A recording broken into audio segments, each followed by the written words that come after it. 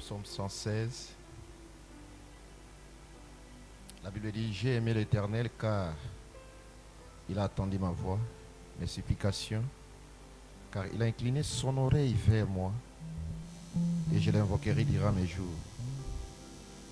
Les cordeaux de la mort m'avaient environné, et les détresses des Sheol m'avaient atteint. J'avais trouvé la détresse et le chagrin. Mais j'évoquais le nom de l'Éternel. Je te prie, ô Éternel, délivre mon âme. L'Éternel est plein de grâce et juste, et notre Dieu est miséricordieux. L'Éternel garde les simples.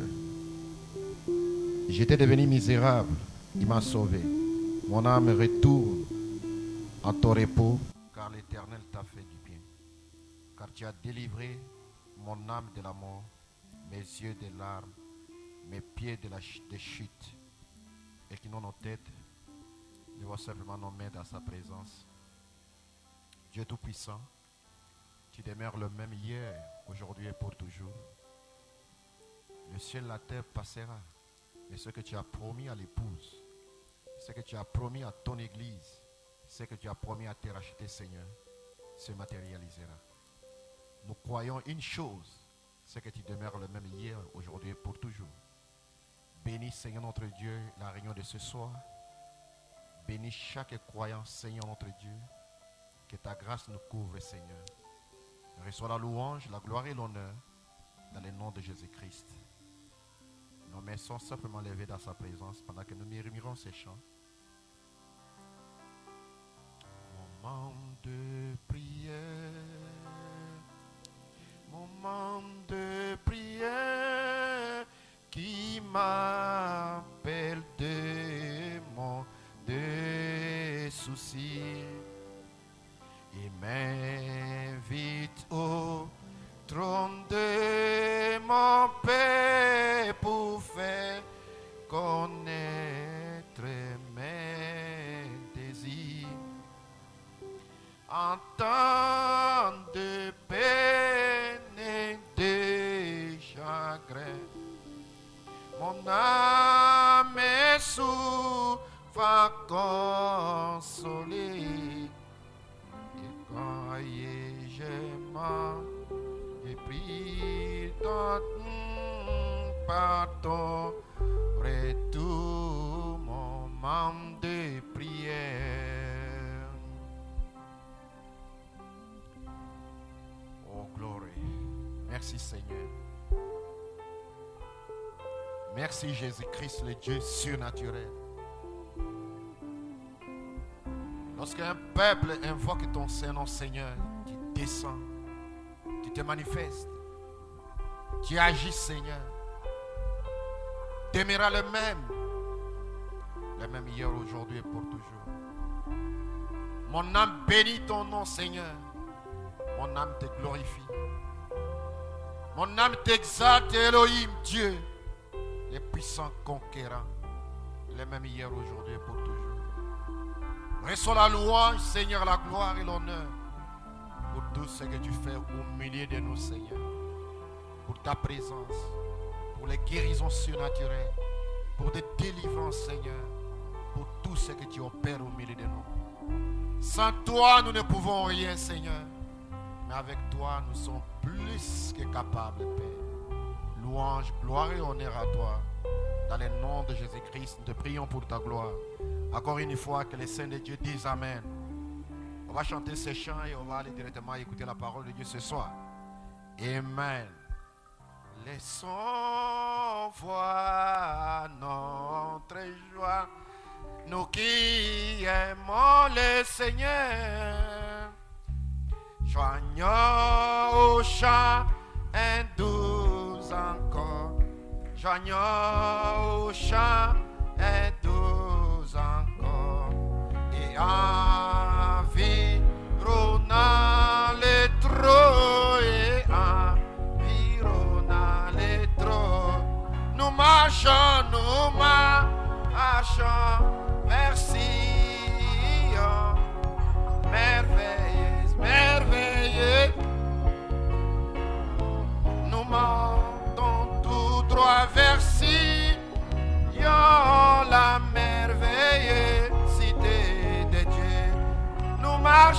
nous marchons vers Sion,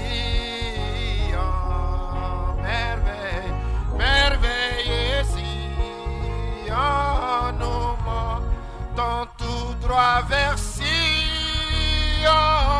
la merveilleuse cité de Dieu, qu'il réfie de chanter ceux qui ne connaissent pas notre Dieu, mais les enfants du roi céleste, mais les enfants du roi céleste proclameront leur joie, proclameront leur joie. Nous marchons vers Sion, merveille, merveille Sion, nous montons tout droit vers Sion, la merveille cité de Dieu. Nous marchons vers Sion, merveille, merveille Sion, nous montons tout droit vers Sion,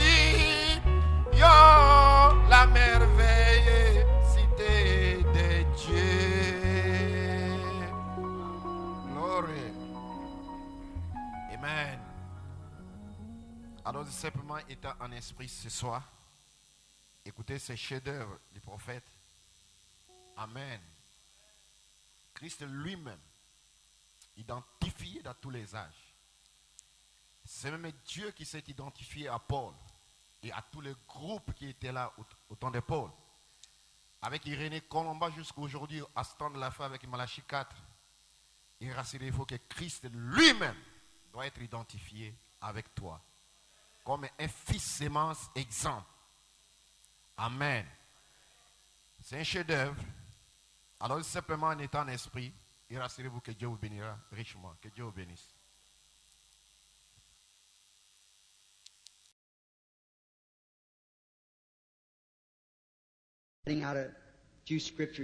Quelques écritures ici auxquelles je veux me référer ce soir. Je pensais au sujet pour lequel nous sommes ici. Je veux lire une portion des Écritures et je crois que tous, dans chaque rassemblement, on devrait lire la parole de Dieu parce que je sais qu'il pourrait nous rencontrer sans lire la parole. Mais je crains tellement de commettre une faute. Donc, si je lis sa parole, je sais qu'il n'y a aucune faute. Ainsi, je lis sa parole, alors je sais que quelque chose viendra de la réunion à cause de la lecture de sa parole. Et par conséquent, en basant notre pensée sur l'écriture que nous allons lire, un endroit se trouve dans Saint Jean, le 10e chapitre, en commençant au verset 32, jusqu'à 39 inclus. Ensuite, dans le texte familier Hébreux 13:8. Dans Saint Jean, chapitre 10, en commençant au verset 32, nous lisons. Et Jésus leur répondit, « Je vous ai montré beaucoup de bonnes œuvres de la part de mon Père. Pour laquelle de ces œuvres me lapidez-vous » Les Juifs lui répondirent en disant, « Nous ne te lapidons pas pour une bonne œuvre, mais pour un blasphème. Et parce que toi, étant un homme, tu te fais toi-même Dieu. » Jésus leur répondit, « N'est-il pas écrit dans votre loi, j'ai dit, vous êtes des dieux. S'il a appelé Dieu ceux à qui la parole de Dieu vint, et si les Écritures ne peuvent être anéanties, vous dites de celui que le Père a sanctifié et envoyé dans le monde, tu blasphèmes parce que j'ai dit, je suis le Fils de Dieu. Si je ne fais pas les œuvres de mon Père, ne me croyez pas. Mais si je les fais, bien que vous ne me croyez pas, croyez aux œuvres, pour que vous sachiez et croyiez que le Père est en moi et moi en lui. Pour cela, ils cherchaient encore à le saisir, mais il s'échappa de leurs mains. Et dans Hébreux, chapitre 13, verset 8, Jésus-Christ est le même hier, aujourd'hui, éternellement. Prions. Père céleste, sanctifie le message ce soir, Seigneur, pour le message et ceux qui écoutent la parole, car nous le demandons au nom de Jésus. Amen. Maintenant, comme nous approchons de ce texte, juste un petit texte formel pour ce premier soir, pour faire connaissance, je désire prendre le texte, le Christ identifié de tous les âges. Maintenant, le livre des Hébreux nous dit qu'il est le même hier, aujourd'hui et pour toujours.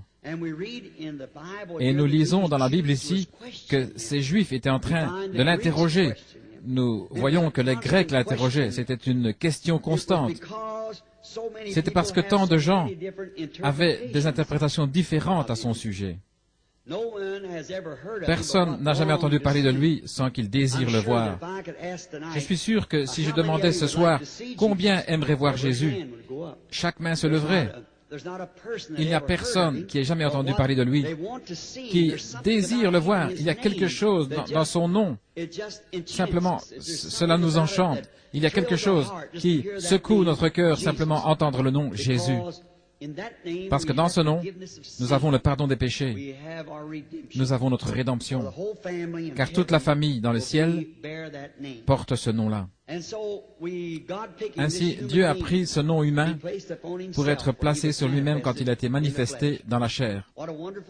Quel nom merveilleux! Maintenant, nous pensons à lui étant si grand. Et à travers les âges, tous les hommes ont crié pour voir Dieu.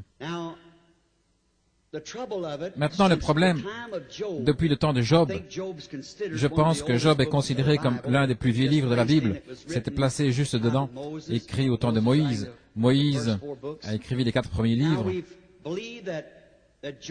Maintenant, nous croyons que Job a crié une fois, il a dit, si je pouvais simplement le voir, si je pouvais aller dans sa maison, j'aimerais frapper à sa porte. Nous savons tous que nous venons de quelque part. Nous sommes derrière un rideau. Il y a quelque chose qui aspire en nous. Quelque chose, nous savons que nous venons de quelque part.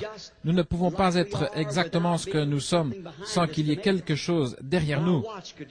Ma montre ne pourrait simplement pas être là comme ça. N'importe qui avec son bon sens devrait savoir que cette montre, les rubis, la mesure du temps, les régulations, les ressorts et les aiguilles, ça ne pourrait pas simplement apparaître. C'est impossible que ça apparaisse comme ça. Regardez le reste de la création, comme c'est placé ensemble. Nous savons que ça ne peut pas être comme ça. Le hasard.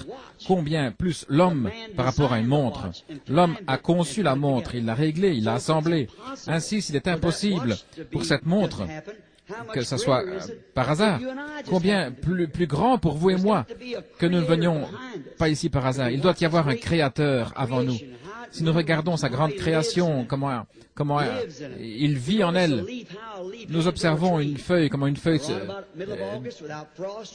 se détache d'un arbre vers la mi-août. La vie la quitte et descend dans la racine. La feuille tombe et va tout droit à la surface de la terre. Maintenant, qu'est-ce qui se passe? Il y a une intelligence qui parle à cette chose. L'arbre n'a pas d'intelligence en soi. Ainsi, la vie descend dans la racine de l'arbre pour se cacher par le temps froid. Si elle restait là, elle mourrait. L'hiver la tuerait. Maintenant, que fait la feuille? Elle reste sur le sol et pourrit. Que fait la vie pendant qu'elle est dans la racine? Elle suce de nouveau la substance de cette feuille morte, le calcium et tout ce qui est en elle, et elle remonte au printemps et revient juste à sa place, ramenant une autre feuille. C'est un témoignage. La mort, l'ensevelissement et la résurrection. Le soleil se lève un certain matin comme un petit bébé qui naît. À 8 heures ou 9 heures, il va à l'école. À 10 heures, il sort de l'école. À 12 heures, dans son âge mûr. Et ensuite, il commence à mourir. Mourir encore et s'enfoncer à l'ouest. Est-ce que c'est tout? Il se lève le matin suivant pour témoigner. La vie, la mort, l'ensevelissement, la résurrection. Tout. Dieu vit dans sa création. Il a fait cela et il l'a fait à travers tous les âges. Maintenant, une seule façon par laquelle nous allons trouver que Dieu vit toujours, nous pouvons le voir dans sa création. Mais comment Dieu s'est-il jamais montré lui-même aux gens? Quelqu'un disait, eh bien, où est Dieu? Vous parlez tellement à son sujet, en Afrique, dans les champs de mission là-bas, Parmi les Afrikaans, ils utilisent le mot Amoya, qui signifie une force invisible comme le vent. Votre Dieu, dit-il, le Dieu qu'on ne voit pas, il est comme le vent, c'est une puissance, et nous ne le voyons pas.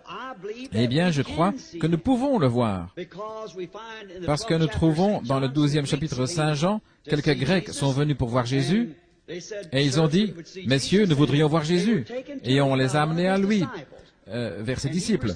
Et Hébreux 13:8 dit qu'il est le même, hier, aujourd'hui, éternellement. Et s'il pouvait être pris en leur jour pour être vu par l'un de ses disciples, alors pourquoi nous, ses disciples ce soir, ne pouvons pas les amener dans sa présence? Il est le même hier, aujourd'hui, pour toujours. La Bible dit qu'il l'est. Il est le même hier, aujourd'hui, éternellement. Maintenant, je sais que ceci semble insensé, mais si vous pouvez supporter quelques instants avec moi, je crois, avec l'aide de Dieu, avec sa parole et selon sa parole, que je peux l'amener juste ici devant vous. Et alors, quelle consolation! C'est pour cela que nous sommes ici, nous chrétiens. Nous sommes ici pour trouver consolation, pour amener, pour venir dans la présence du Dieu que nous connaissons, qui peut nous ressusciter comme il le fait pour la feuille, qui peut nous ramener. Est-ce simplement un mythe? Est-ce simplement quelques mots mis ensemble? Est-ce simplement des fables juives? Ou est-ce une vérité? Là où il y a beaucoup d'erreurs, il doit y avoir une vérité quelque part. Là où il y a un faux dollar, je dirais qu'il doit y avoir un vrai, à partir duquel il a tiré. Là où il y a beaucoup d'imitations, il doit y avoir un Dieu authentique quelque part. Maintenant, si nous ne le servons pas, alors écartons-nous de la chose que nous sommes et allons le servir. Parce qu'après tout, à quoi sert notre confession s'il n'y a rien? Et notre sincérité ne nous éloigne pas de la condamnation. Les païens sont sincères. Les gens boivent de l'acide phénique quelquefois, ils sont sincères. Ils pensent qu'ils sont en train de prendre quelque chose d'autre. La sincérité ne fait pas. Il doit y avoir une voix qui est juste et une voix qui est fausse. Je crois que la Bible est juste. Je crois que la parole de Dieu est juste. Maintenant, Dieu doit juger, pardonnez-moi, il doit juger le monde par quelque chose. Maintenant, quand j'étais un petit garçon, ma famille, avant moi, pas mon père et ma mère, mais avant cela, nous étions des Irlandais des deux côtés, ainsi nous, elle était catholique. Il était juste naturel pour moi de retourner à l'église catholique. Bien, mon père et ma mère s'étaient mariés en dehors de l'église, ils n'allaient pas à l'église, et ensuite, quand j'ai atteint l'âge de reconnaître qu'il y avait un Dieu, comme beaucoup d'entre vous ont lu mon livre, je savais qu'il y avait un Dieu quelque part. Mais alors, la pensée, c'est que si Dieu va juger le monde par l'église, alors par quelle église? Si c'est l'église catholique, alors quelle église catholique? La romaine, l'orthodoxe? Par laquelle va-t-il le juger? S'il va le juger par la protestante, est-ce par la méthodiste, la baptiste, pentecôtiste, presbytérienne? Laquelle? Voyez, il y a trop de confusion. Ainsi, quelqu'un dirait, eh bien, oui, c'est différent, aussi longtemps que vous êtes sincère. Le premier livre de la Bible, qu'est-ce qui a causé la mort, la maladie, le chagrin et le péché? C'est parce qu'une personne a douté d'une seule parole. Dans le dernier livre de la Bible, le même Dieu, dans Apocalypse 22, a dit, « Quiconque en retranchera une parole ou y ajoutera une parole, sa part sera retranchée du livre de vie. » Ainsi, ce doit être le livre du jugement. Maintenant, nous découvrons qu'au commencement, Saint Jean 1, au commencement était la parole, et la parole était avec Dieu, et la parole était Dieu, et la parole fut faite chair et habita parmi nous. Nous l'avons contemplé, l'unique engendré du Père. Cette parole elle-même, Dieu, fut fait chair et habita parmi nous. Hébreux 13:8 dit, il est le même, hier, aujourd'hui et pour toujours. Ainsi, s'il est le même, et c'est la parole, alors comment elle-même, la parole, s'est-elle déclarée à travers tous les autres âges? Elle devra agir elle-même de la même manière aujourd'hui pour être Jésus-Christ le même, hier, aujourd'hui, éternellement. Ce n'est rien que la vérité. Il est la parole. Et la manière dont la parole a été déclarée dans tous les autres âges, Dieu ne change pas. Malachie 1 ou Malachie 3:6 dit qu'il ne change pas. Je suis Dieu, je ne change pas. Ainsi, il est aujourd'hui exactement comme il était au commencement. Et il était la parole pour l'espèce humaine au commencement. Dieu n'a jamais donné à l'espèce humaine une église derrière laquelle se tenir. Il n'aura jamais donné un credo. Il a fortifié l'être humain par sa parole. Crois à cette parole et vis. C'est la même chose aujourd'hui. Et Christ est cette parole. Au commencement était la parole. La parole était avec Dieu. Et la parole était Dieu. Et la parole devint chair et habita parmi nous. Maintenant, ce qu'il était dans les autres âges, il doit l'être le même aujourd'hui, s'il demeure le même hier, aujourd'hui, éternellement. Et je crois l'avoir pleinement expliqué, c'est que Jésus-Christ est le même hier, aujourd'hui, éternellement, et il est la parole. Maintenant, Jésus a dit, les Écritures ne peuvent pas être brisées. Les Écritures sont vraies, et les Écritures disent, dans Saint Jean 1, que la parole fut faite chair et habita parmi nous. Dieu devint chair en son Fils Jésus-Christ et habita parmi nous. Dans Saint Jean 10, 35, Jésus, qui était au commencement la parole, a appelé prophètes ceux à qui il est venu. Jésus dit ici, votre propre loi vous enseigne que ceux à qui la parole de Dieu est venue, et la parole de Dieu était venue aux prophètes. Maintenant, Hébreux, le premier chapitre, dit que Dieu, à plusieurs reprises, dans les anciens temps, et de diverses manières, a parlé à nos pères à travers les prophètes. Dans ce dernier jour, il nous a parlé à travers son Fils Jésus-Christ. Remarquez maintenant. Jésus a dit, ceux à qui la parole vint furent appelés des dieux, c'étaient des prophètes. Maintenant, l'homme lui-même n'était pas Dieu. Le corps de Jésus-Christ n'était pas Dieu non plus.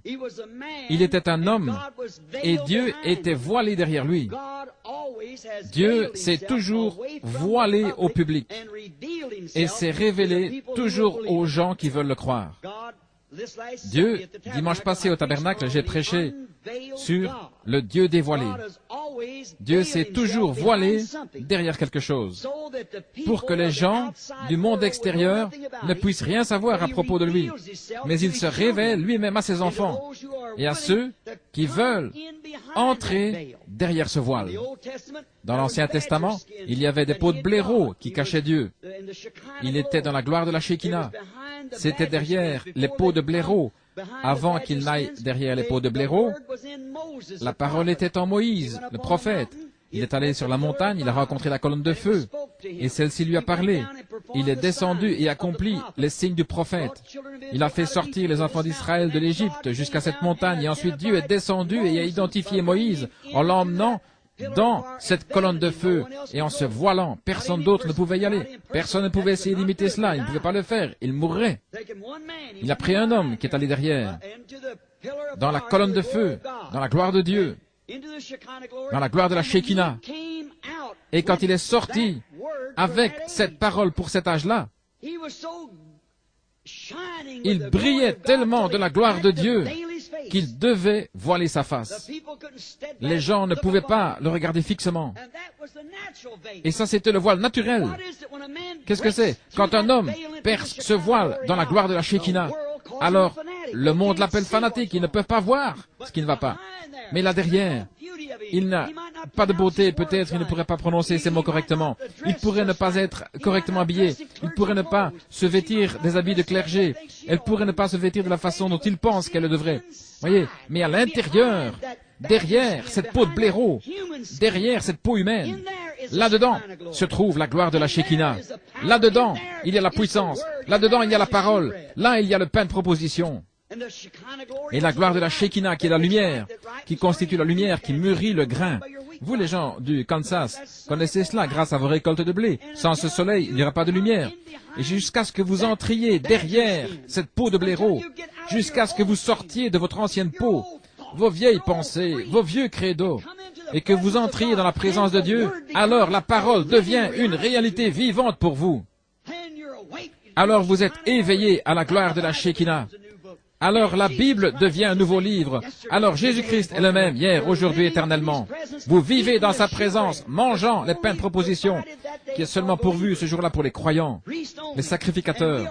Et nous sommes des sacrificateurs, un sacerdoce royal, une nation sainte, un peuple particulier, donnant des sacrifices spirituels à Dieu. Mais vous devez entrer derrière le voile pour voir le Dieu dévoilé. Et Dieu est dévoilé. C'est sa parole rendue manifeste.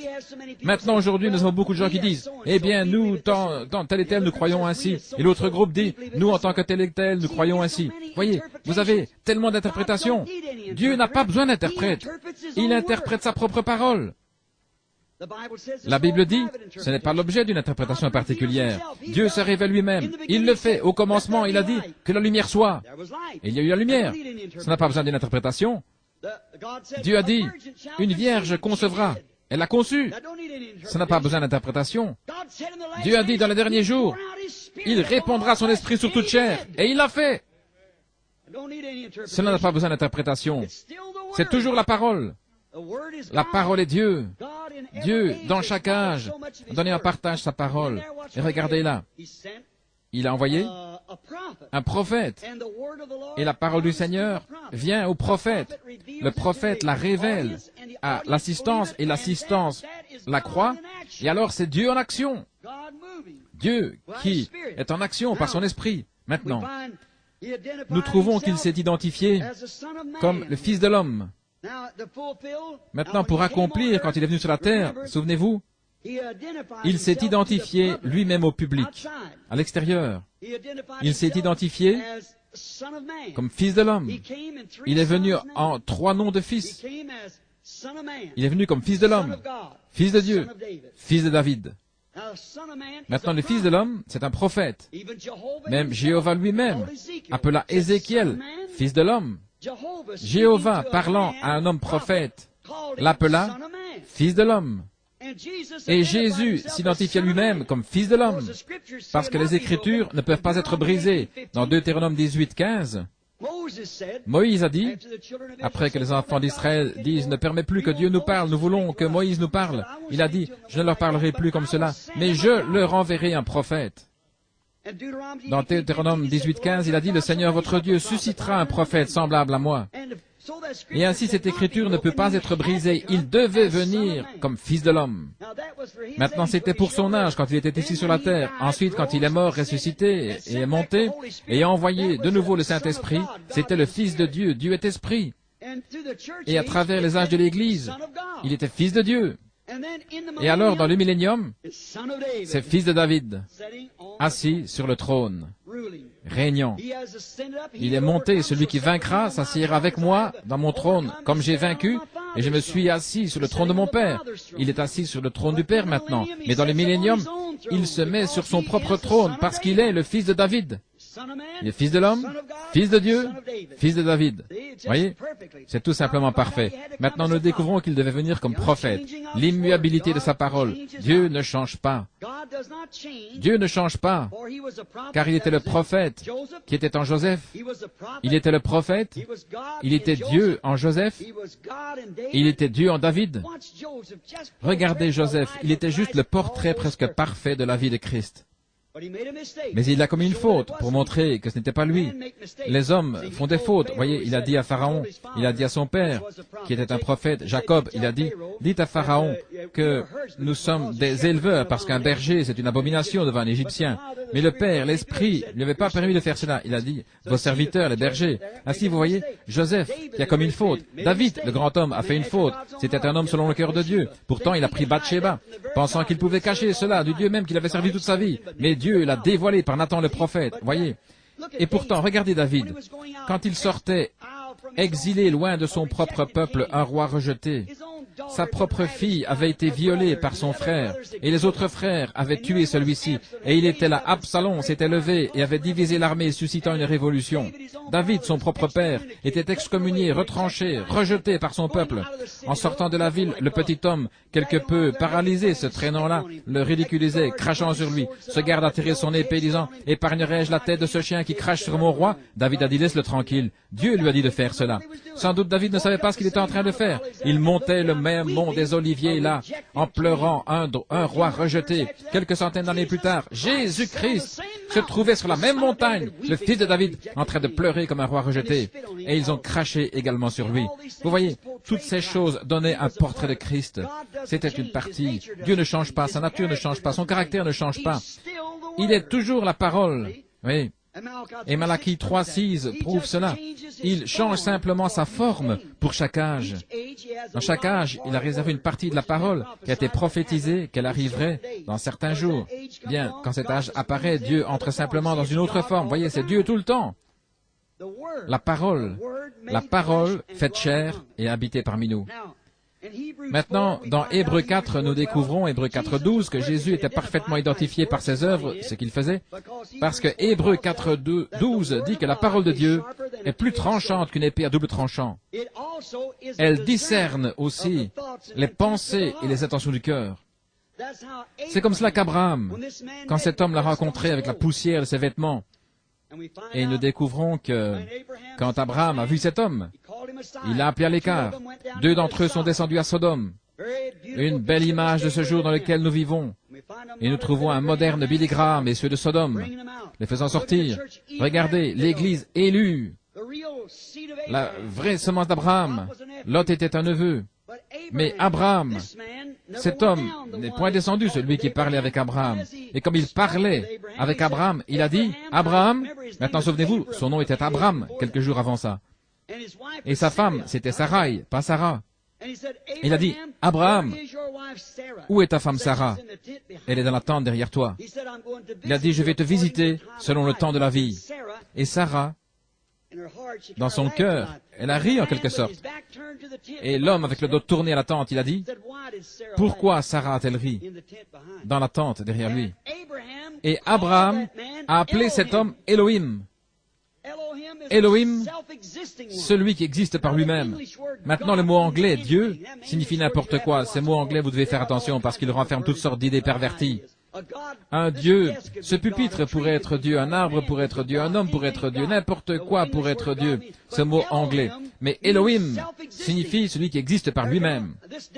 Ce pupitre n'existe pas par lui-même, l'homme n'existe pas par lui-même, l'arbre n'existe pas par lui-même. Mais Elohim, oui, celui qui existe par lui-même, manifesté dans la chair, se tenant là en train de manger, boire du lait de vache, mangeant de la chair du veau, mangeant du pain et causant avec Abraham. Et Abraham a dit que c'était Elohim.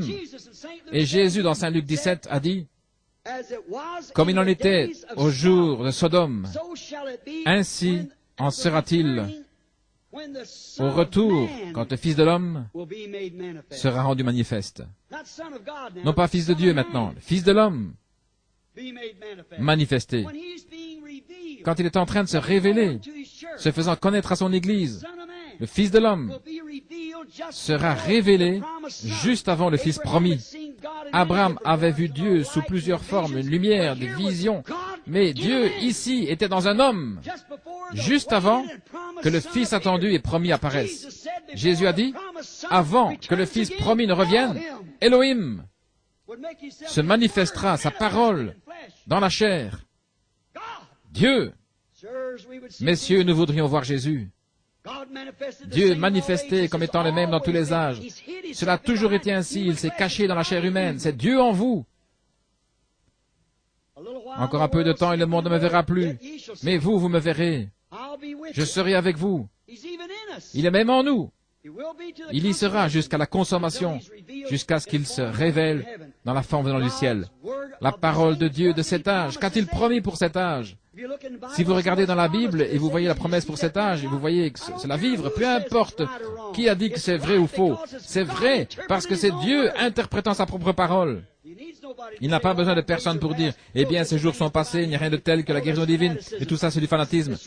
C'est faux. Quand Dieu dit qu'il fera cela dans un certain âge, il le fera.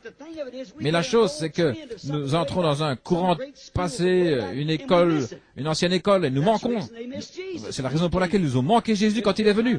Ils essayaient toujours de vivre sous la loi. Quand la Bible avait clairement dit, je vais le lire, il a dit, sondez les Écritures, en elles vous pensez que vous avez la vie éternelle, et ce sont elles qui témoignent de moi. Si les Écritures ne témoignent pas de moi, alors c'est faux. Certainement, il pouvait avoir vu que la Vierge concevrait. Certainement, c'était la réponse parfaite des Écritures. Nous, chrétiens, nous croyons cela maintenant. Mais quel bien cela aurait-il fait pour Moïse de venir avec le jour de Noé, le message de Noé? Quel bien cela aurait-il fait pour Jean-Baptiste de venir avec le message de Moïse? Voyez, nous n'avons pas le message de Sankey, nous n'avons pas le message de Moody. Nous avons le message de cette heure. Nous n'avons pas le message de Luther ou le message de Wesley. C'était très bien, mais ceci est un autre jour, ceci est une autre promesse, ceci est un autre âge de l'Église.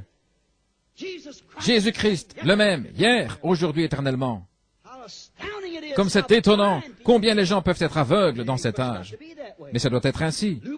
Tiède dans cet âge. La Bible dit, et ils seront vomis de sa bouche dans cet âge de l'église de Laodicée. Mais tous ceux qui l'aiment, il les châtie et il les réprimande. Il a dit qu'il en serait de même dans cet âge de l'église de Laodicée. Souvenez-vous, Dieu change sa forme. Enmorphé.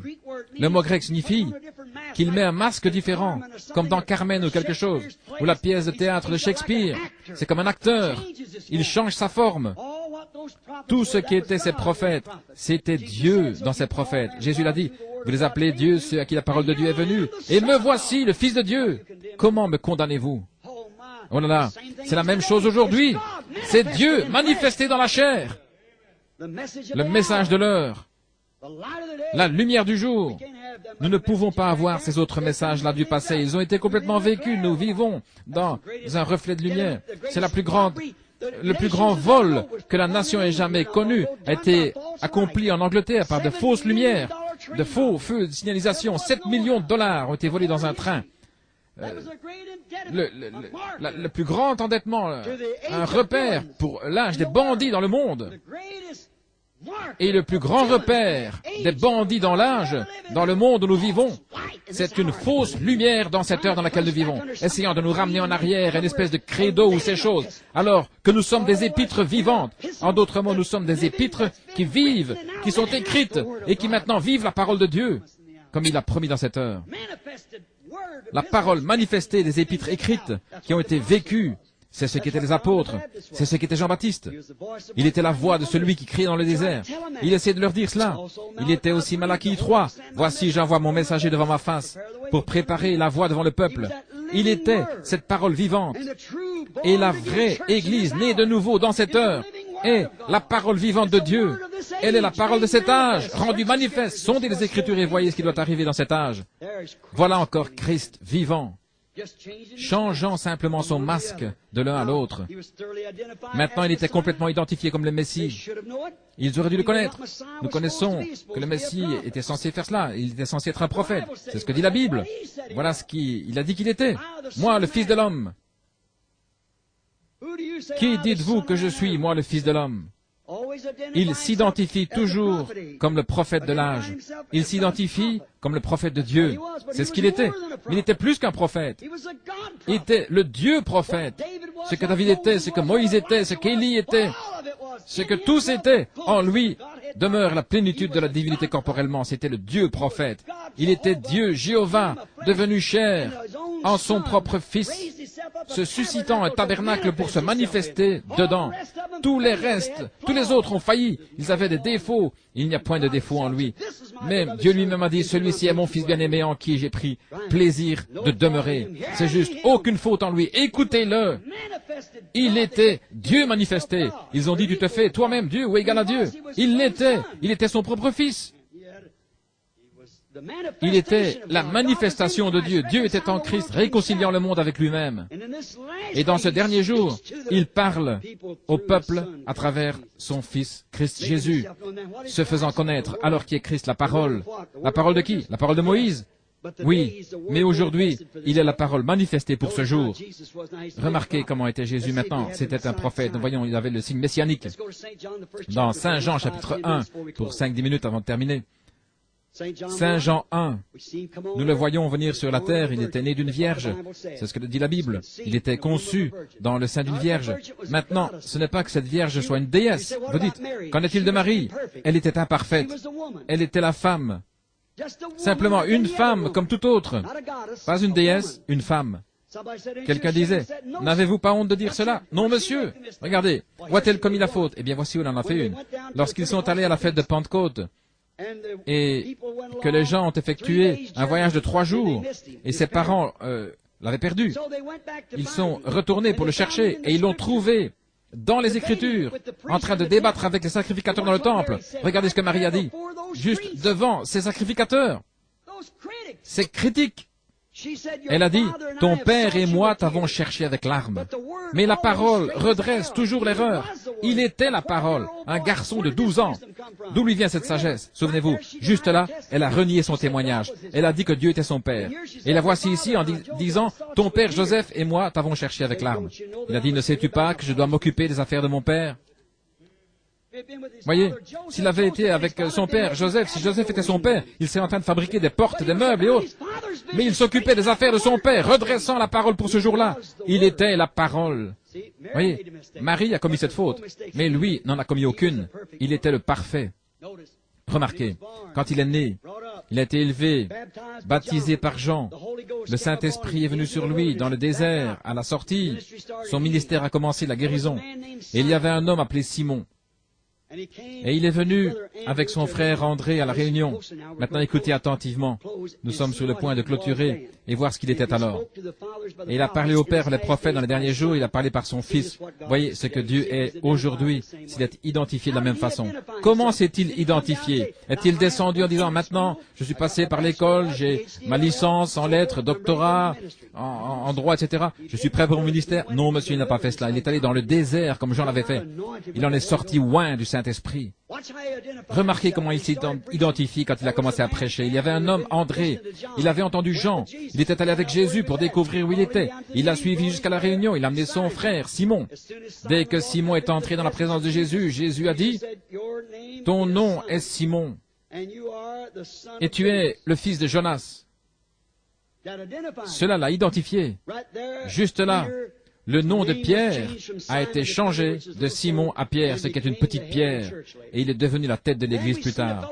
Ensuite, nous voyons ce nom-là, le nom de Philippe. Il a dit, maintenant, attendez une minute, nous n'avons pas eu de prophète durant 400 ans. Le prophète suivant, nous savons qui il doit être. Ainsi donc, il a contourné les montagnes environ 25 kilomètres. Si jamais vous êtes là pour indiquer la place, il a trouvé un ami avec lequel il avait eu des leçons de Bible ensemble. C'était un homme très loyal, un homme bien cultivé. Son nom était Nathanaël. Donc sans doute, en s'avançant vers la porte, ayant trouvé qu'il n'était pas à sa maison, ça devait être sa femme qui a dit, « Il est là dans le champ des Oliviers en train de prier. » Ainsi, Philippe était tellement enthousiaste au sujet de ce qu'il avait vu accomplir, la parfaite identification de Deutéronome 18:15. Un prophète s'est levé. Ainsi, il s'en est allé. Il a rencontré Nathanaël. Il a dit, « Nathanaël, viens voir celui que nous avons trouvé. » Il n'avait pas de temps de discuter à propos du temps ou ces choses-là. Le message était urgent, son cœur brûlait. C'est trop pour nous maintenant. Nous avons trop d'autres choses à faire plutôt que cela. Et la première chose, vous savez, il a dit, « Viens voir qui nous avons trouvé.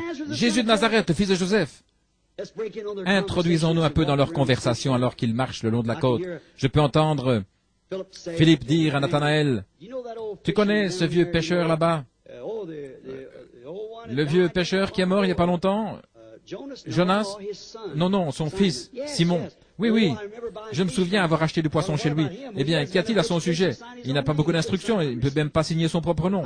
La Bible dit qu'il était ignorant et illettré, mais ils ont remarqué qu'ils avaient été avec Jésus. Ainsi, nous découvrons qu'il ne pouvait même pas signer la facture. Il a dit, oui, tu sais quoi? Quand il est venu juste dans la présence de cet homme, l'homme, ne le connaissant pas, lui a dit que son nom était Simon, le fils de Jonas. Il a dit, n'est-ce pas là le Messie? N'est-ce pas là un prophète? N'est-ce pas là Deutéronome 18, les Écritures accomplies? Examine sa vie. Dans quel jour vivons-nous? Nous sommes en train de vivre, en train d'attendre ce Messie qui vient. Nous tous qui sommes hébreux, nous l'attendons. Nathanaël, je dois vérifier. Eh bien, cela me surprendra s'il ne te connaît pas. Laisse-moi voir cela. Laisse-moi aller à l'une de ces réunions et voir. Il a dit, il s'est avancé dans la réunion où Jésus se tenait, il a dit, voici un Israélite en qui il n'y a point de fraude. Et il a dit, Rabbi, d'où me connais-tu? Avant que Philippe t'appelle quand tu étais sous l'arbre, je t'ai vu. C'était ça? Qu'est-ce que c'est? Jésus-Christ, le même, hier, aujourd'hui et éternellement. Il s'est identifié, la parole. Qu'a dit ce lecteur? Rabbi, tu es le Fils de Dieu. Tu es le roi d'Israël. Mais il se tenait là quelques-uns de ceux qui ne croyaient pas. Il disait, cet homme est Belzébul. Jésus a dit, je vous pardonne pour cela, en appelant l'Esprit de Dieu une chose impure, parce que l'expiation n'était pas encore faite. Mais quand le Saint-Esprit, lui, est un pronom personnel, pas une pensée, une personne. Quand lui, le Saint-Esprit, sera venu pour faire la même chose, une parole contre cela ne sera jamais pardonnée. Souvenez-vous, il est le même, hier, aujourd'hui, éternellement. La parole identifiée, faite chair. Alors, nous le voyons, maintenant c'était les Juifs.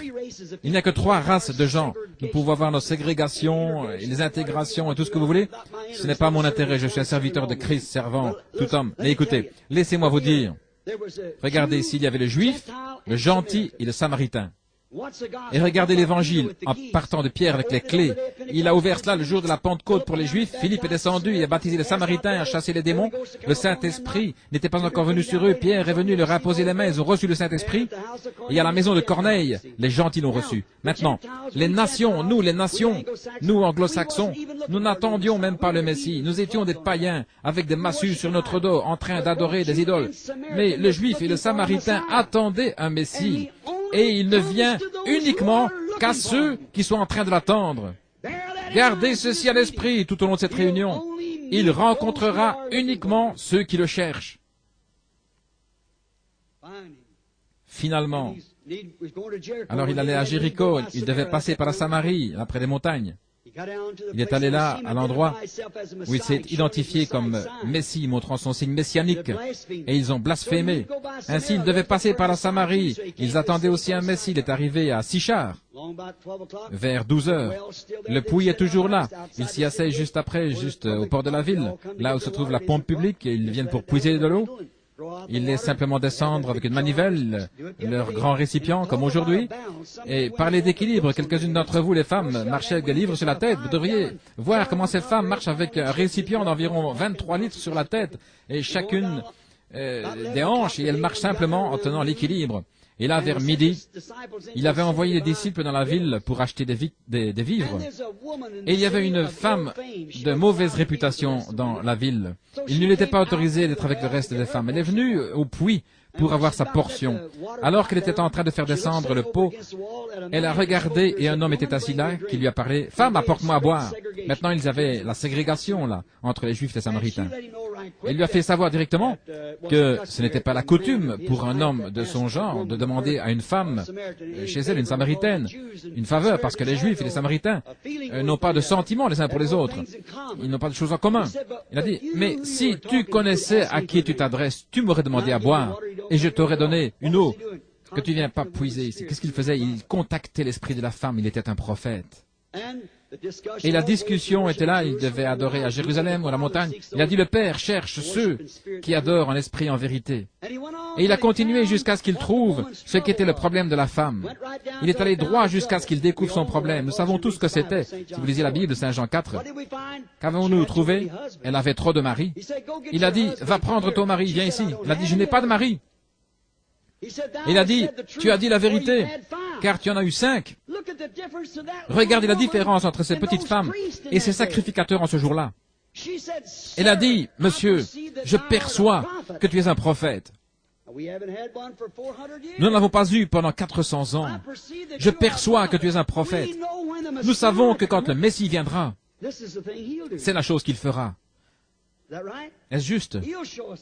Il nous montrera ces choses, il nous dira ceci. Il a dit, je le suis, moi qui te parle. Un homme ordinaire, 30 ans, il paraissait probablement 50, parce qu'il venait de dire en Saint Jean 6, tu es un homme qui n'a pas plus de 50 ans, et tu dis que tu as vu Abraham, maintenant nous savons que tu es un démon. Mais il a dit, avant qu'Abraham fût, je suis. Il était juste là, un jeune homme, probablement à la barbe grisonnante, son corps frêle, pas de beauté que nous désirions, une vieille peau de blaireau, mais ce qui se trouvait dedans, c'était la Shekinah. Ce qui se trouvait dedans, c'était Dieu. Dieu, qu'est-ce que c'était? Là, identifier la parole de Dieu, connaissant le secret de leur cœur. Ouais, c'était la parole de Dieu. Il était la parole de Dieu. Et la parole de Dieu fait toujours cela, parce qu'il est le même, hier, aujourd'hui, éternellement. Voyez cela? Le trouvez dans votre pensée maintenant? Remarquez le même hier, aujourd'hui, éternellement. Elle a couru dans la ville et a dit, venez voir un homme qui m'a dit ce que j'avais fait. N'est-ce pas le Messie? Si c'était le signe du Messie pour les Juifs et pour les Samaritains, et il ne fait exception de personne, il est le même hier, aujourd'hui, éternellement. Et c'était la fin, quand Dieu a cessé de traiter avec les Juifs et les Samaritains. Et ceci est la fin de la dispensation des nations, quand il est venu à travers les réformateurs et ainsi de suite jusqu'à la fin. Et il a promis, comme il en était au jour d'Abraham. Ainsi en sera-t-il quand le Fils de l'homme sera révélé aux nations. Dans le dernier jour, il devait retourner à nouveau. Laissez-moi me dépêcher ici, il est 9 heures. Nous allons sortir vers 9h30, Dieu voulant. Remarquez, le prophète a dit, dans Zacharie 14:6, il y aura un jour qui ne sera appelé ni jour ni nuit, mais ce sera un jour de ténèbres. Mais au temps du soir, il y aura de la lumière.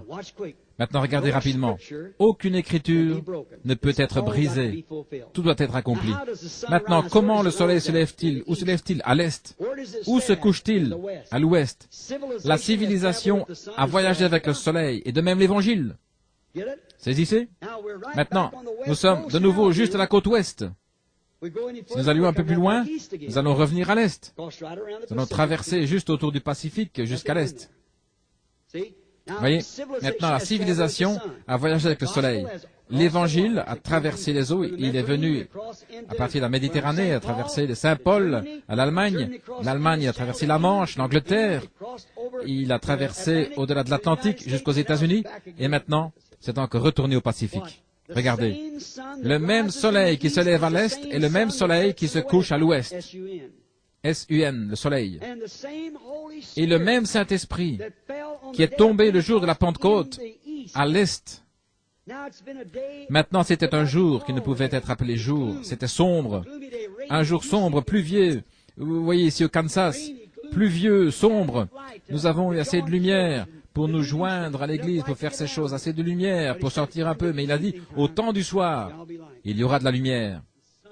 Le Fils devrait revenir. Et le Saint-Esprit revient dans ces derniers jours avec la plénitude de la puissance de Dieu, à nouveau, la parole manifestée à travers les luthériens, et comme une pyramide qui s'élève. Le luthérien, première réforme, Wesley, la Pentecôte, et maintenant elle s'affûte exactement. Mais lorsque la pierre de fête reviendra sur la pyramide, elle devra s'ajuster comme le reste. Vous ne pourrez même pas passer une lame de rasoir. Ainsi sera le ministère dans ces derniers jours. Il sera si proche. C'est quand votre main est dans le positif, et là l'ombre de votre main est dans le négatif. Après un moment, ils deviennent un. Ils deviennent ainsi. Et c'est ainsi que l'Église devient l'épouse par rapport à Christ. Ils deviennent un, comme mari et femme. Vous voyez?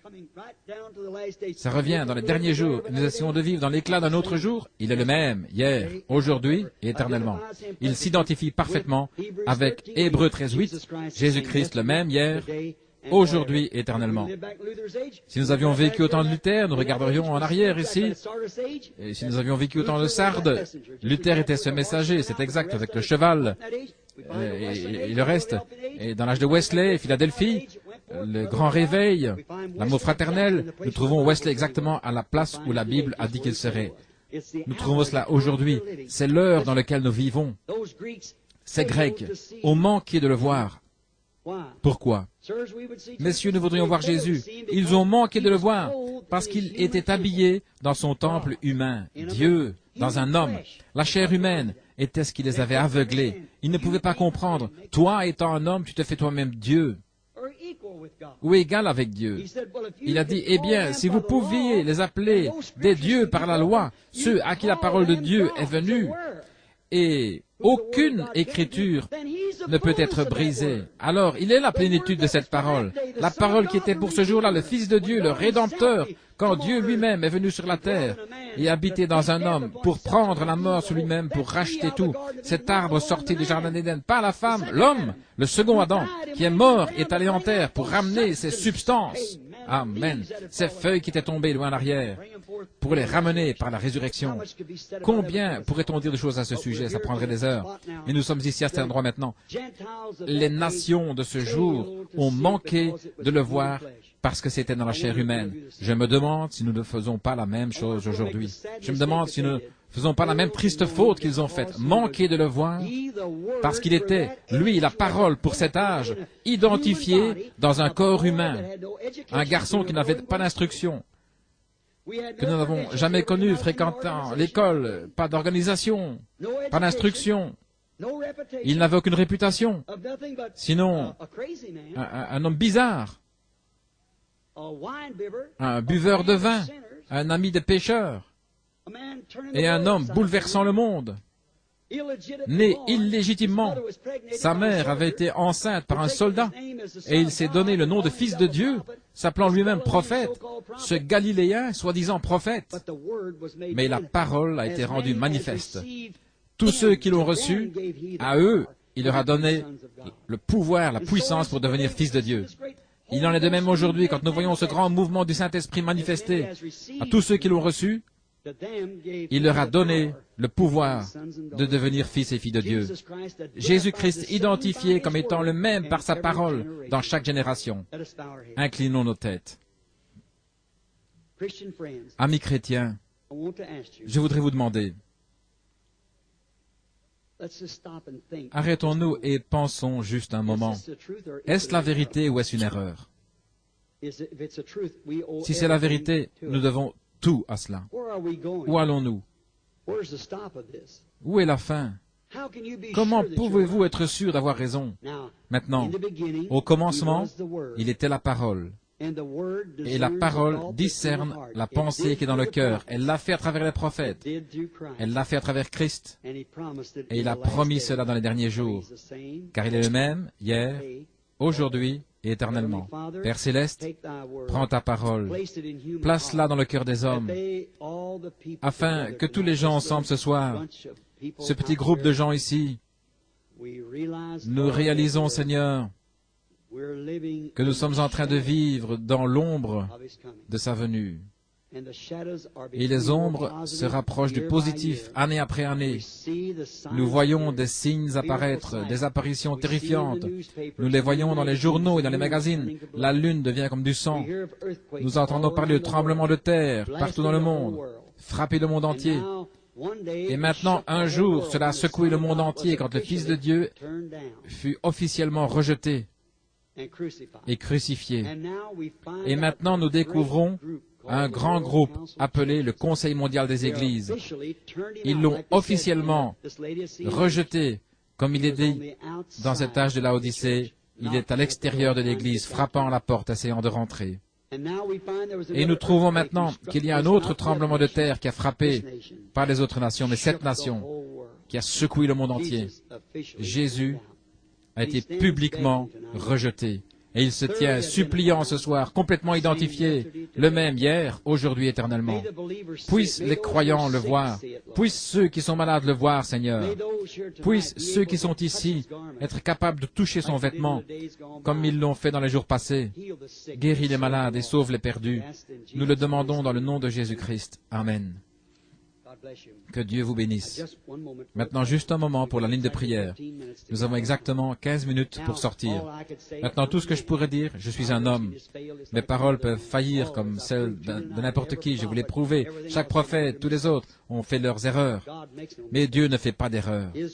Sa parole est la vérité. Combien croient qu'il est la parole? Que Dieu vous bénisse. C'est sur cela que ma foi est bâtie, sur rien d'autre que le sang de Jésus. Jésus est la parole. Maintenant, je crois que Billy, a-t-il donné des cartes de prière? Est-ce qu'il y a des cartes de prière qui ont été distribuées? Il a dit qu'il ne pensait pas qu'il viendrait, mais si on a distribué les cartes de prière, nous allons faire passer une ligne de prière. Y a-t-il quelqu'un ici qui a la carte numéro 1? Voyons, numéro 1, non. La carte de prière numéro 1.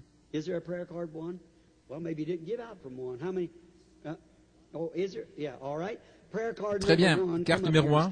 Venez ici. Carte de prière numéro 1. Numéro 2. Qui a le numéro 2? Numéro 3. Quelques minutes maintenant. Numéro 3. Qui a la carte de prière numéro 3? Regardez. S'il y a une personne ici sur un brancard, quelqu'un qui regarde leur carte. Numéro 3. Numéro 4. 4. Qui a la carte de prière numéro 4? C'est une petite carte. Mon fils ou quelqu'un du groupe va descendre et prendre ces cartes devant vous, il va les mélanger et ensuite il vous les donnera. Et alors, cela montre, nous avions des gens qui une fois essayaient de vendre ces cartes de prière et c'est la raison pour laquelle elles sont identifiées de cette façon, pour que vous ne puissiez pas les vendre. Vous voyez, vous ne pouvez pas, parce que je ne commence pas à partir d'un certain nombre, je commence simplement à partir de n'importe où. Cette semaine, vous remarquez, je prends des cartes vice-versa, en arrière, en avant, sens dessus, dessous. Nous faisons ainsi afin que les gens puissent avoir une chance d'entrer chaque jour. 1, 2, 3, 4, 5. Je les appellerai chacun à son tour parce que je ne veux pas que quelqu'un soit sourd et qu'ensuite on dise « Personne ne m'a dit ». Voyez, et ils ont manqué leur place dans la ligne de prière. Et probablement avec une carte de prière, on ne devrait plus en donner d'autres. 1, 2, 3, 4, 5. La carte de prière numéro 5. Très bien. Si vous êtes sûr que vous avez le numéro 5, mettez-vous là. Numéro 6. 11. La carte de prière 11. 1, 2, 3, 4, 5, 6, 7, 8, 9. Les cartes de prière 10 et 11. Regardez maintenant, il se pourrait qu'il soit sourd. Regardez la carte de votre voisin. Je pense qu'elles sont toutes mélangées par ici. Hein.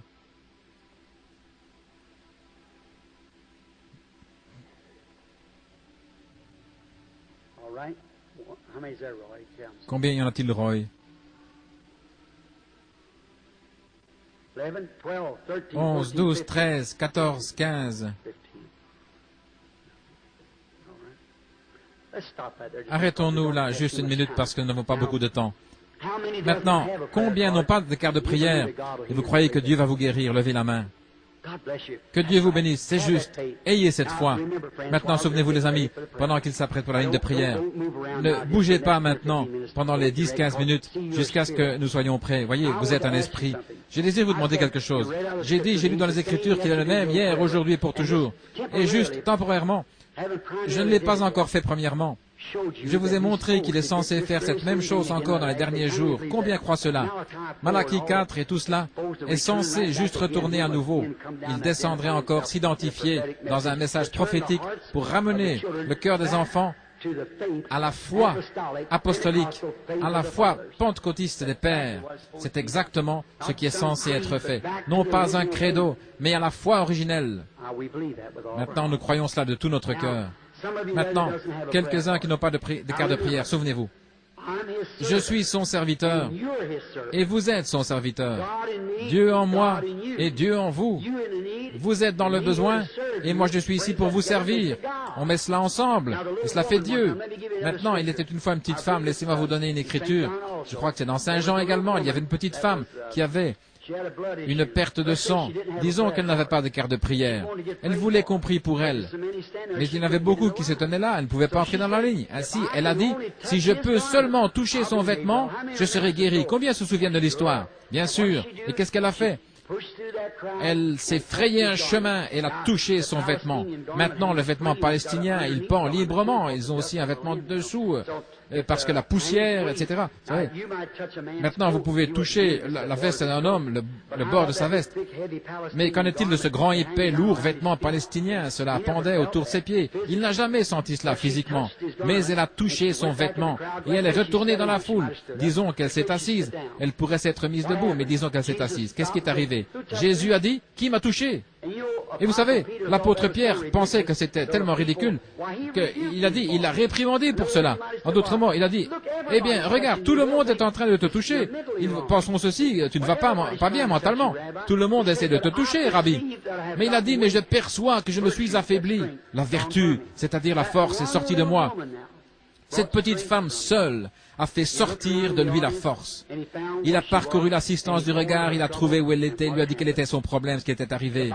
La Bible dit qu'il est maintenant un souverain sacrificateur qui peut être touché par le sentiment de nos infirmités. Est-ce juste?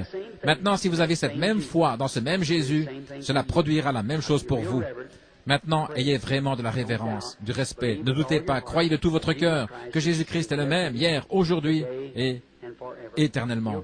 Et il vous accordera ces bénédictions. Maintenant, Père, que ton grand Saint-Esprit nous révèle la parole identifiée dans la chair, leur chair et ma chair, et puisse la parole et la promesse de l'Évangile de ce soir qui ont été prêchés être interprétés par le grand Saint-Esprit lui-même, car il a promis qu'il serait avec nous, il est le même hier, aujourd'hui, éternellement. Dans le nom de Jésus-Christ, nous nous abandonnons à toi avec ce message pour que tu puisses confirmer la parole avec les signes qui suivent, comme tu l'as fait selon Marc 16. Amen. Maintenant, que tout le monde soit vraiment respectueux, s'il vous plaît, ne bougez pas. Asseyez-vous calmement. Maintenant, rappelez-vous, quelquefois nous sommes arrivés à un conflit. Combien y en a-t-il ici qui sont des chrétiens nés de nouveau? Voyons vos mains. C'est très bien. Alors vous connaissez, vous savez tout ce dont je parle. Maintenant, est-ce la dame? C'est la première dame dans la ligne. Très bien.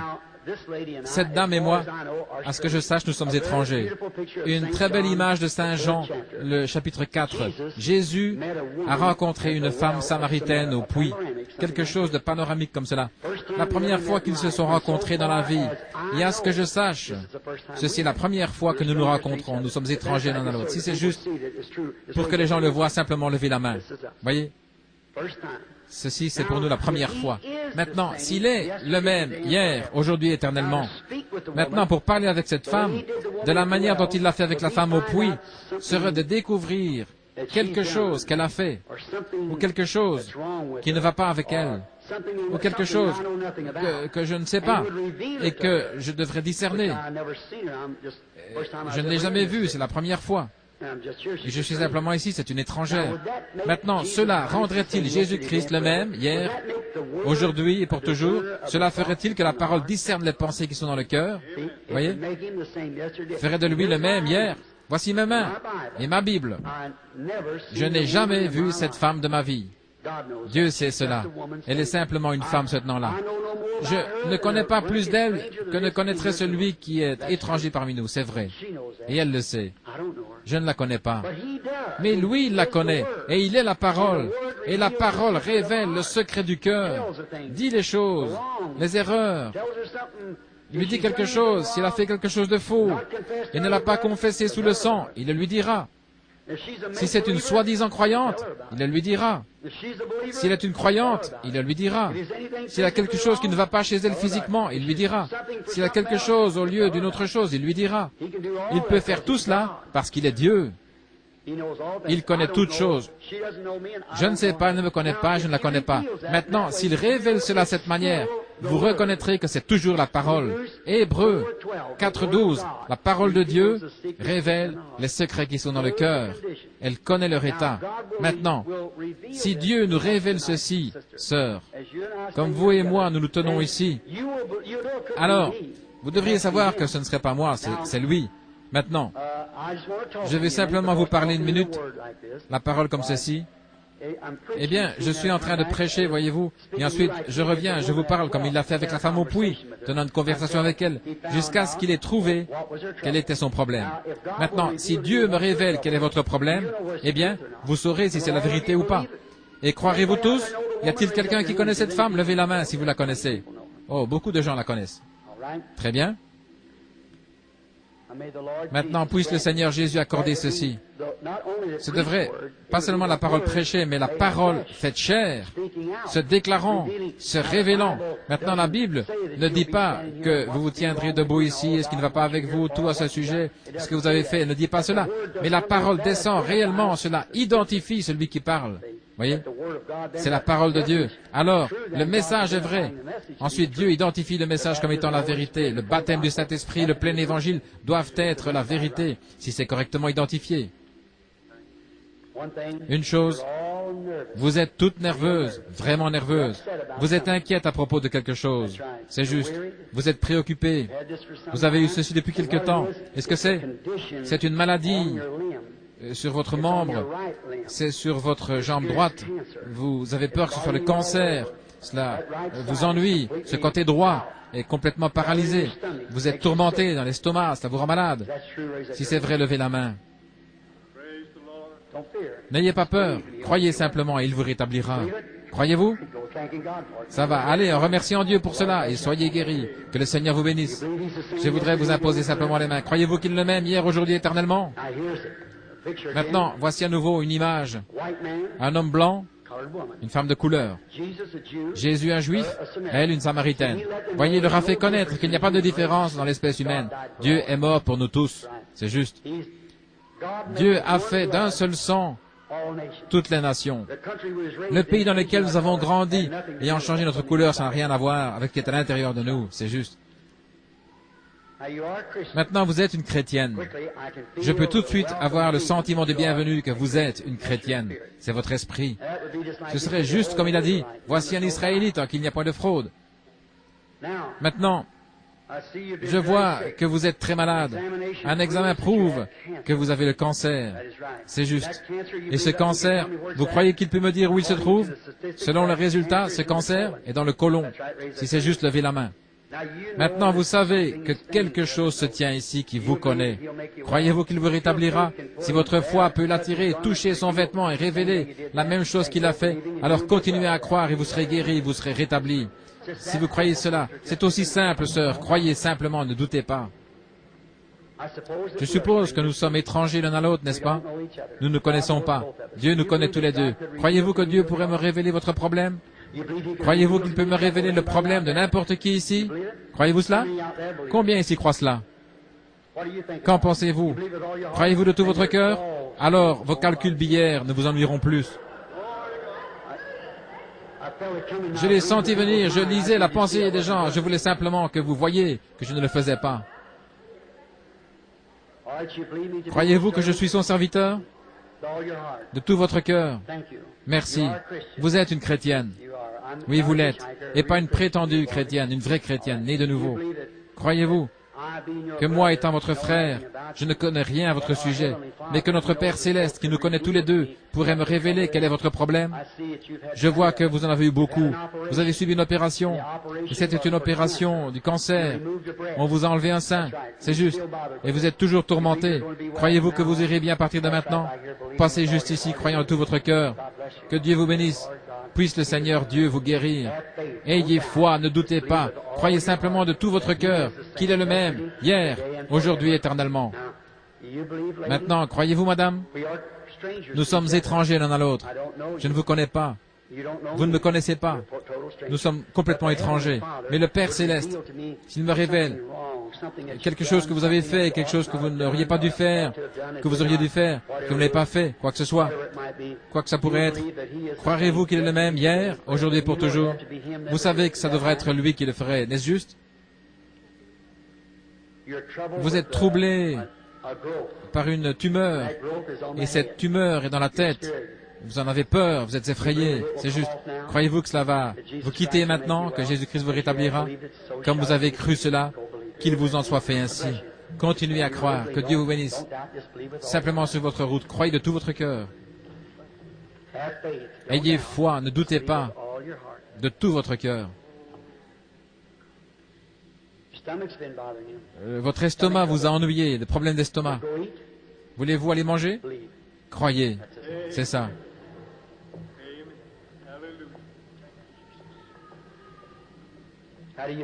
Comment allez-vous? Nous sommes étrangers l'un à l'autre. Je ne vous connais pas, vous ne me connaissez pas, mais il y a quelqu'un ici, invisible, mais voilé entre nous, qui connaît ce qu'est votre problème. Je vois que vous essayez, oui, c'est de l'arthrite. Croyez-vous qu'il vous rétablira? Allez en croyant. Vous n'en souffrirez plus jamais si vous croyez simplement.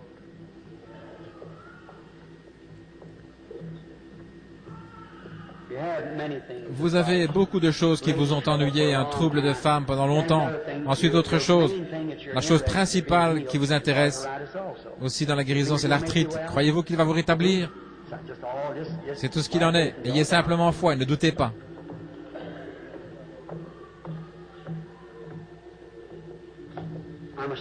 Je vous suis étranger.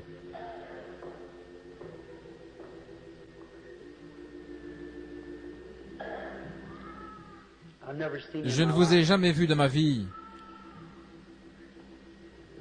Il y a une autre femme qui continue d'apparaître.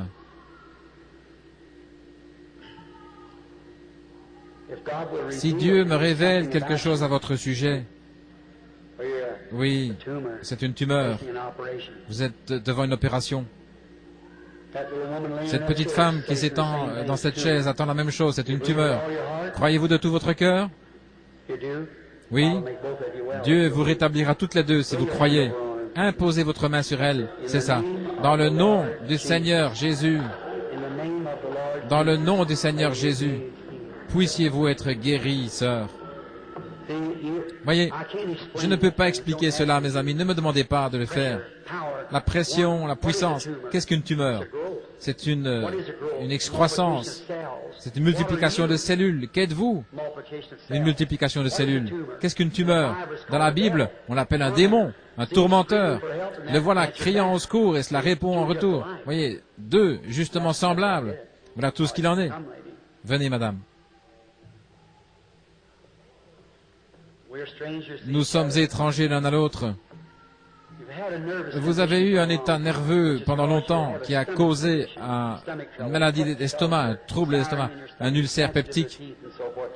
Et vos dents sont sensibles. Croyez-vous que Jésus va vous rétablir? Alors allez prendre votre souper et croyez de tout votre cœur. Jésus-Christ vous rétablira. Croyez simplement. Nous sommes étrangers l'un à l'autre. Où Dieu habite-t-il dans un être humain? Dans le cœur. C'est là que se trouve votre problème, dans votre cœur, pas à cause du manque de Dieu, mais en laissant votre foi augmenter pour guérir ce trouble de cœur, vous irez bien. Allez en croyant. Croyez de tout votre cœur maintenant, ne doutez pas. Si vous pouvez croire, toutes choses sont possibles. Combien croient de tout leur cœur? Croyez-vous que Dieu est ici pour vous rétablir? La parole est-elle faite chair? Qu'est-ce que c'est? Maintenant, peu importe combien je crois, vous devez croire aussi. Voyez, cette femme a touché son vêtement, elle l'a cru.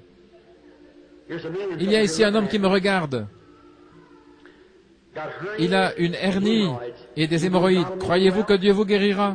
Si vous croyez cela, vous pouvez avoir ce que vous avez demandé. Y a-t-il quelqu'un d'autre ici qui croit que Dieu guérit les malades et les affligés? Croyez-vous que la parole, ce soir, connaît le secret des cœurs? Croyez-vous cela? Très bien. C'est maintenant que nous sommes réellement en retard. Comment devriez-vous croire? Maintenant, vous qui connaissez que cette écriture est manifestée, ne laissez pas. Maintenant, le voile de la chair vous tourmentez, vous inquiétez. Souvenez-vous, c'est la parole promise pour aujourd'hui. Combien comprennent cela? La parole promise. Je ne sais pas combien d'imitations vous avez vues. Ainsi que Dieu m'aide. Jésus-Christ a promis ceci, et c'est la vérité. Maintenant, les dernières paroles qu'il a dites avant de quitter la terre et de monter au ciel, il a dit, allez partout dans le monde, Marc 16, prêchez l'évangile, celui qui aura cru et qui aura été baptisé sera sauvé, celui qui n'aura pas cru sera condamné. Ces signes suivront ceux qui auront cru. Croyez-vous quelle fut la dernière commission? S'ils imposent les mains aux malades, ils seront guéris. Combien savent que c'est la vérité? Maintenant, chacun de vous, il y a quelques minutes, vous avez levé la main disant que vous étiez un croyant. Maintenant, je désire que vous imposez les mains les uns aux autres. Nous ne devrions pas continuer. Vous savez qu'il est ici. Ainsi, imposez-vous simplement les mains et priez pour cette personne assise à côté de vous. Si vous êtes un croyant, maintenant, il a dit, ce n'est pas seulement moi, mais c'est vous. Chacun de vous. Vous le croyez maintenant? Dites Amen. Très bien. Maintenant, regardez. Ne priez pas pour vous-même, parce que la personne qui a ses mains sur vous est en train de prier pour vous. Voyez, vous priez pour eux, et je vais prier pour vous tous. Et si vous le croyez d'un commun accord, ceci sera l'un des temps les plus formidables que vous ayez jamais vus. La présence de Jésus-Christ qui devrait illuminer l'Église, de savoir que dans ces derniers jours, où les credos, les dénominations et les ismes et toutes choses ont asphyxié la parole, et Jésus, la parole, est en dehors de l'Église, et vous le voyez revenir juste parmi le peuple, s'identifier, lui-même comme il l'a promis, dans les derniers jours, quand le Fils de l'homme est en train d'être révélé. Il a été révélé dans le baptême, il a été révélé dans la guérison divine, et le voici dans son dernier attribut. Souvenez-vous, c'était la dernière chose qu'Abraham a vue avant que le feu ne tombe et ne juge le monde des nations, et avant que le fils promis, Isaac, ne vienne sur la scène. Ceci est la dernière chose que l'Église chrétienne verra en signe de miracle jusqu'à l'apparition de Jésus-Christ. Si Dieu m'a donné une faveur devant vous, croyez-moi dans le nom du Seigneur. Il n'y a rien d'autre qui soit resté dans la Bible à être accompli, sinon prendre la marque de la bête, et vous, vous avez le sceau de Dieu. Priez pour cette personne à côté de vous. Posez votre main maintenant. Je cherchais des infirmes, je n'en vois pas, mais cette couchette, je crois, ça a déjà été... Oh, maintenant, posez les mains les uns sur les autres et priez. Cher Jésus, grand, immaculé Fils du Dieu vivant, qui est ici ce soir dans la forme du Saint-Esprit, qui a changé sa forme et qui est descendu et a révélé sa parole juste dans la chair humaine. hommes, femmes, de toute marche de vie, montrant qu'il est toujours vivant, qu'il est le même, hier, aujourd'hui et pour toujours. Seigneur Jésus, nous sommes ici dans cette grande cité de Topeka. Nous sommes rassemblés ici avec tes enfants et nous prions, comme tu as été identifié parmi nous, que maintenant tu vas confirmer ta parole, la dernière commission disant « Ils imposeront les mains aux malades et ils seront guéris. » Et les gens, nés de nouveau de l'Esprit de Dieu, se posent maintenant les mains les uns aux autres pour s'identifier les uns les autres avec ta commission et ta parole. Maintenant, Satan, tu ne peux plus retenir ces gens plus longtemps. Ils sont des sujets de la parole de Dieu.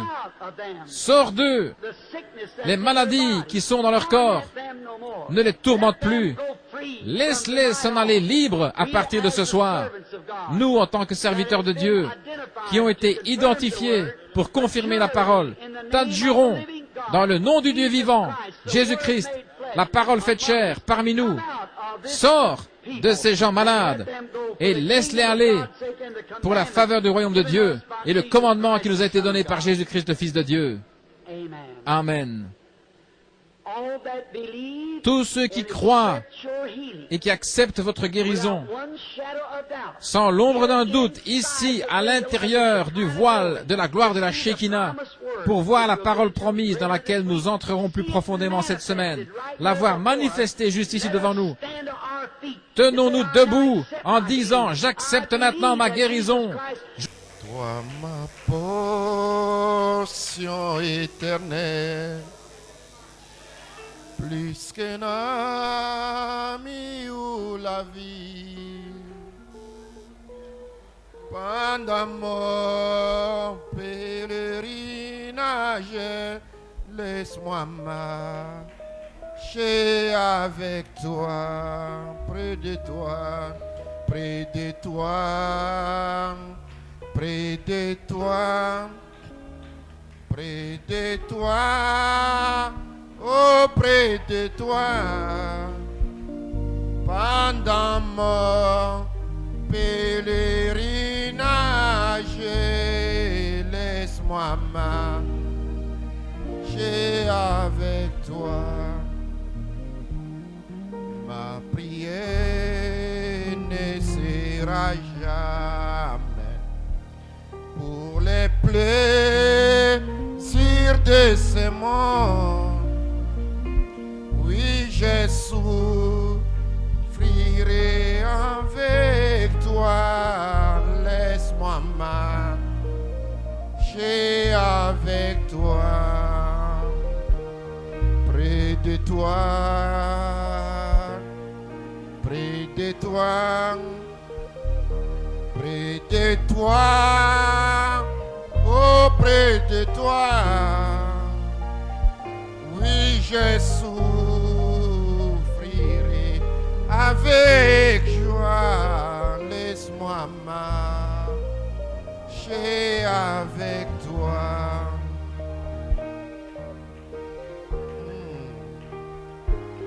Sentez simplement sa présence ce soir.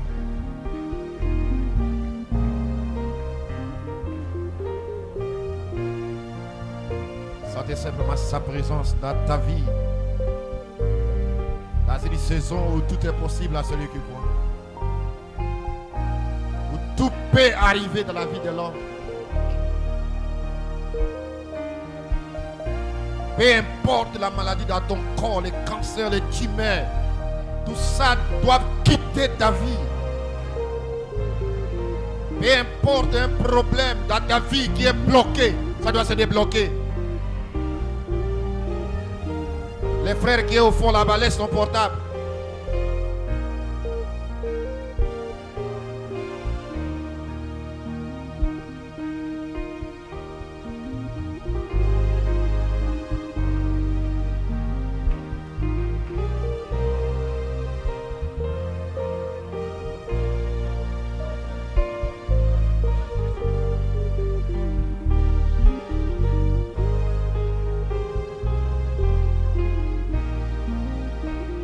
Arriver dans ta vie ce soir.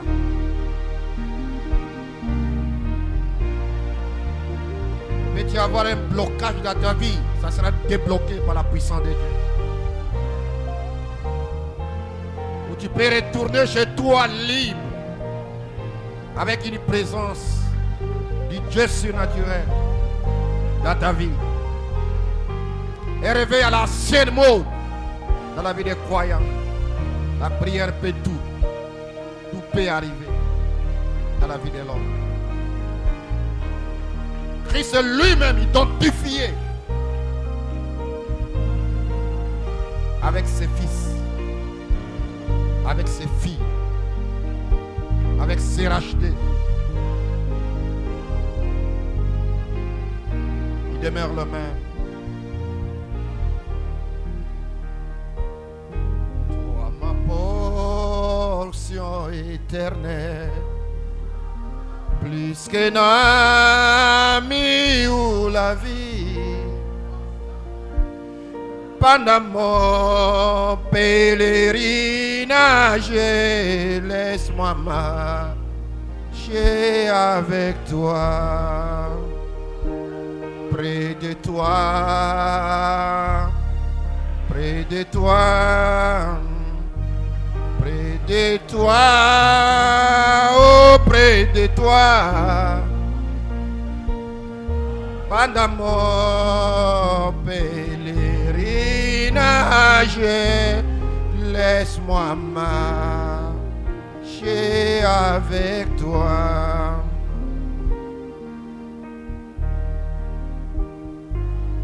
Merci Seigneur Jésus-Christ. Merci puissance de la résurrection.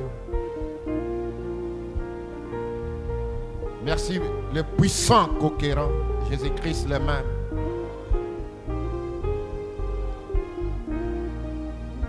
C'est lui-là même qui a dit que la lumière soit et la lumière fut.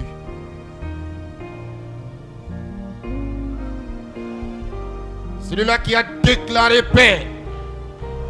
Tout est possible à celui qui croit.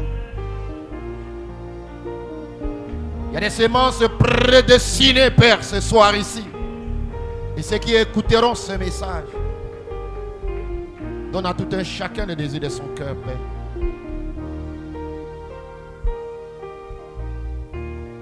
Nous vivons un temps où le possible sera possible, Père. Où là où il y a des ténèbres, la lumière doit jaillir. Là où il y a l'obscurité, la lumière doit jaillir, Seigneur. Là où tout est bloqué, ça doit être débloqué, Père.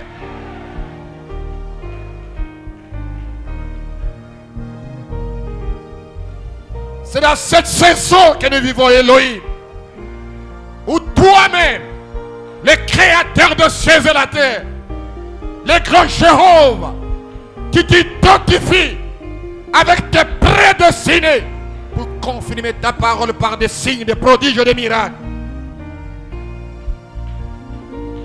Prouvant que Dieu est le même, prouvant que Dieu est le Seigneur de gloire, prouvant que tu n'y a pas de chèque en toi.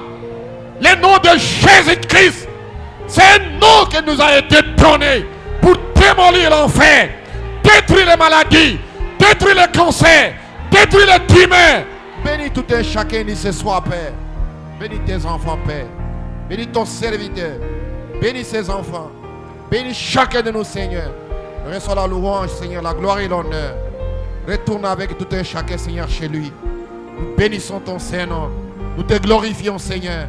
Nous bénissons ton Saint-Nom, Elohim. Le nom qui est au-dessus de tout nom. Le nom de Jésus-Christ, Seigneur. Reçois la louange, la gloire et l'honneur. Sans toi, nous ne pouvons rien, Seigneur. Avec toi, nous sommes plus que capables, Elohim. Louange, gloire et honneur à toi. Dans le nom de Jésus-Christ, nous te prions pour ta gloire. Amen.